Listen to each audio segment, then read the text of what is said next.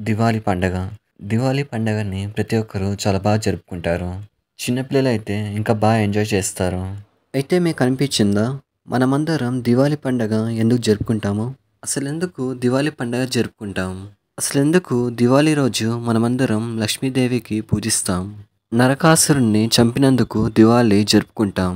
అసలింతకీ నరకాసురుడు ఎవరు?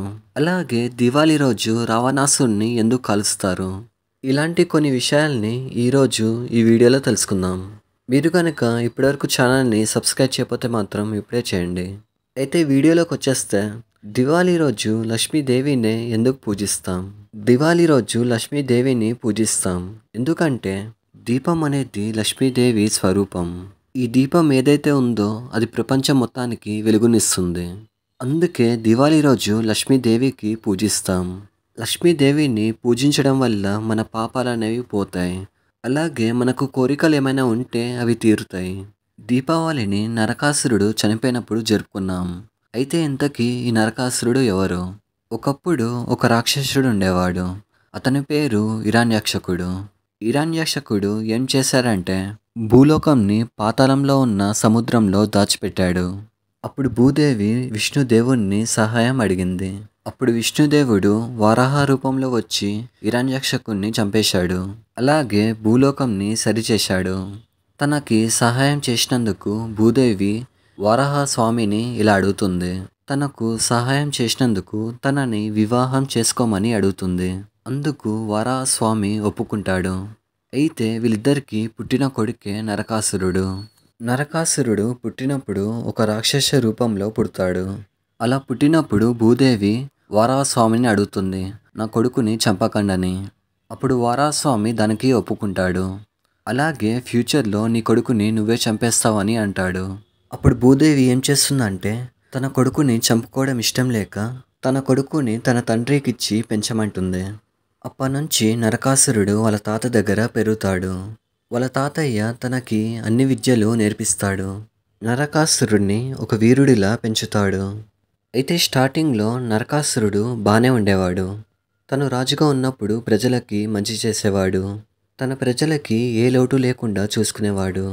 అయితే నరకాసురుడు పుట్టినప్పుడే రాక్షసులా పుట్టాడు కదా. రాక్షస గుణాలు తనలో ఉండడంతో తను పెరిగే కొద్దీ ఒక రాక్షసుల్లా తయారైపోయాడు. ఇదే సమయంలో నరకాసురుడికి ఇంకో రాక్షసుడు పరిచయమయ్యాడు. అతని పేరు బాణాసురుడు.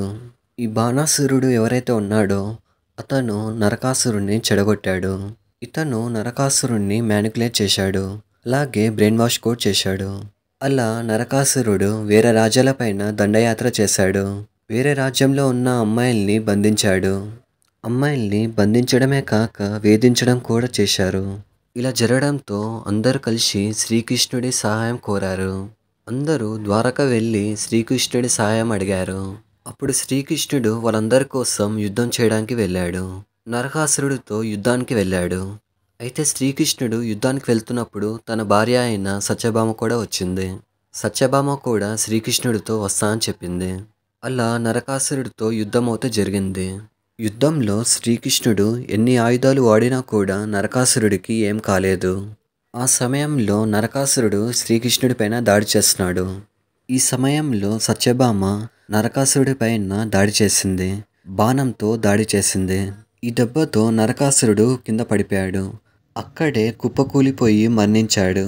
అయితే సత్యభామ మరెవరో కాదు, గత జన్మలో నరకాసురుడికి తల్లి అంటే భూదేవి. ఆ భూదేవి ఈ జన్మలో సత్యభామలా జన్మించింది. వరాహస్వామి చెప్పినట్టే తన తల్లి చేత చనిపోయాడు. అతను చనిపోయినప్పుడు రాజ్యమంతా సంబరాలు చేసుకుంది. అందుకే మనమందరం ఈరోజు దివాళీని జరుపుకుంటున్నాం. అయితే దివాళీని చేసుకోవడానికి ఇంకో రీజన్ కూడా ఉంది. అదేంటంటే ఈరోజే రాముడు రావణాసురుని చంపి అయోధ్యకి తిరిగి వచ్చాడు. అలా రాముడు రావణాసురుని చంపినందుకు ఈ దివాళీ పండుగనే జరుపుకుంటున్నాం. చెడు పైన మంచి గెలిచినందుకు దివాళీ పండుగనే జరుపుకుంటున్నాం. అయితే వీడియో చూసిన ప్రతి ఒక్కరూ మీకు ఇష్టమైన బాంబ్ని కామెంట్ చేయండి. ఈ వీడియో చూస్తున్న ప్రతి ఒక్కరికి దివాళీ శుభాకాంక్షలు. సో చూసారు కదా వీడియో. ఇలాంటి మరిన్ని వీడియోస్ కోసం లైక్ చేయండి, షేర్ చేయండి, సబ్స్క్రైబ్ చేయండి. చాలామంది వీడియో చూస్తున్నారు కానీ సబ్స్క్రైబ్ మాత్రం చేయట్లేదు. సో ప్రతి ఒక్కరు వీడియో చూసిన వెంటనే సబ్స్క్రైబ్ చేయండి. అలాగే లైక్ కూడా చేయండి. Thank you.